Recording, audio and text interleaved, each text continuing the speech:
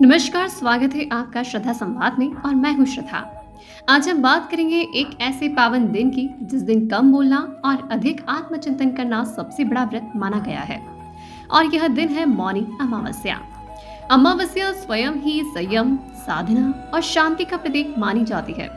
जब अमावस्या के साथ मौन जुड़ जाता है तो यह दिन बन जाता है आत्मा को शुद्ध करने का अवसर। मौनी का अर्थ केवल न बोलना नहीं है, बल्कि मन, विचार और वाणी तीनों का संयम है।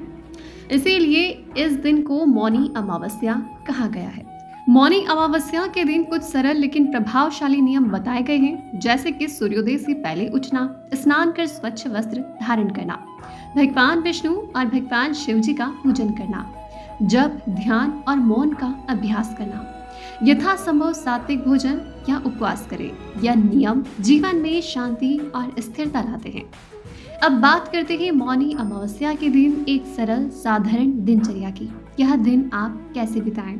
मौनी अमावस्या के दिन साधक को प्रातः सूर्योदय से पूर्व उठने का प्रयास करना चाहिए। जैसे कि यदि सूर्योदय प्रातः 7 बजे के आसपास है तो आप लगभग 6 बजे उठकर स्नान और नित्य कर्म पूर्ण करना उत्तम माना गया है। स्नान के बाद शुद्ध एवं स्वच्छ वस्त्र धारण करें और मन को शांत रखें। इसके बाद ध्यान, योग, प्राणायाम, सूर्य नमस्कार और हल्का व्यायाम अवश्य करें। यदि आवश्यकता हो तो प्रातः हल्का नाश्ता भी किया जा सकता है, या फिर साधक व्रत या उपवास रखना चाहे तो वो फलाहार अथवा सात्विक आहार भी ग्रहण कर सकते हैं। पूजन के पश्चात दिन में अपने आवश्यक नित्य कार्य करें, जैसे कि कार्यालय का कार्य, घरेलू दायित्व और मन को शांत रखें। मोबाइल और बाहरी व्यस्तताओं का यथासंभव सीमित उपयोग करें, क्योंकि यह दिन विशेष रूप से स्वयं पर ध्यान केंद्रित करने के लिए होता है।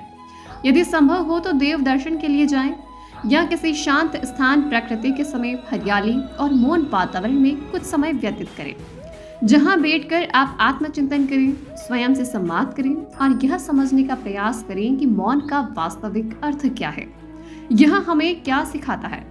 संध्या के समय पुनः भगवान के समक्ष दीप प्रज्वलित कर दिन भर के किए गए अपने आचरण पर विचार करें, ईश्वर को धन्यवाद दें और हल्का फलाहार ग्रहण करें।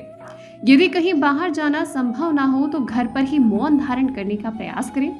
यदि पूर्ण मौन संभव ना हो तो कम से कम शब्द मधुर बोले और शुभ वचन बोले। इस दिन स्वयं के लिए समय निकालें और अपने विचारों, अपने सपनों और अपने जीवन के उद्देश्य पर मनन करें। ईश्वर और प्रकृति के साथ संवाद करें, परंतु सदैव यह ध्यान रखें कि जो भी बोले वह मंगलमय हो, जो सुने वह मन को शांति प्रदान करे। अब बात करते हैं साधारण गृहस्थ व्यक्ति के लिए मौनी अमावस्या कैसे मनाएं।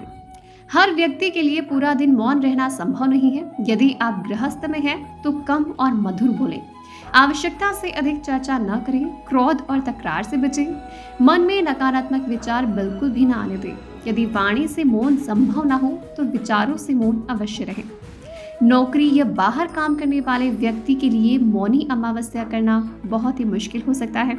इसीलिए आप अनावश्यक बातचीत से बचें, जितना जरूरी हो उतना ही बोलें, भीतर से शांत रहने का प्रयास करें और मौन का भाव मन में बनाए रखें। मौनी अमावस्या का व्रत भाव से होता है, मजबूरी से नहीं। कहा जाता है कि इस दिन किया गया आत्मचिंतन पुराने कर्मों के बोझ को भी हल्का करता है। यह दिन सिखाता है कि दूसरों को सुधारने से पहले स्वयं को देखने का साहस अवश्य करें। मौनी अमावस्या के दिन दान धर्म करना भी सर्वोत्तम बताया गया है। इस दिन आप अपनी स्वेच्छा अनुसार अन्नदान, वस्त्रदान, तिलदान, जलदान या अपने सामर्थ्य के अनुसार कुछ भी दान कर सकते हैं, लेकिन दान करने से पहले मन को शुद्ध करना सबसे बड़ा दान माना गया है। इस दिन आप गौ माता को चारा अवश्य खिलाएं। अगर आप ज्यादा कुछ नहीं कर सकते हैं तो यह कार्य सबसे उत्तम होगा। मौनी अमावस्या के दिन कटु वचन, झगड़ा, क्रोध, छल कपट और नकारात्मक सोच से बचना चाहिए। आज के समय में मौनी अमावस्या का भी एक विशेष संदेश है। आज जब चारों ओर शोर, भागदौड़ और तनाव है, तब मौनी अमावस्या हमें सिखाती है कि कभी कभी चुप रहकर खुद से बात करना सबसे जरूरी होता है। मौनी अमावस्या यह याद दिलाती है कि मौन कमजोर नहीं, आत्मा की सबसे बड़ी शक्ति है।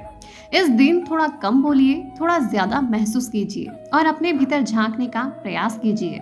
अगर आपको यह जानकारी उपयोगी लगी है तो वीडियो को लाइक करें, आपके अपने चैनल श्रद्धा संवाद को सब्सक्राइब करें और अपने मित्रों के साथ भी जरूर शेयर करें। ऐसे ही सनातन ज्ञान के लिए सदैव जुड़े रहिए श्रद्धा संवाद के साथ। अब हम फिर मिलेंगे एक और नई अद्भुत कथा, एक और नई अद्भुत जानकारी के साथ। तब तक के लिए दीजिए इजाजत। नमस्कार। जय श्री महाकाल।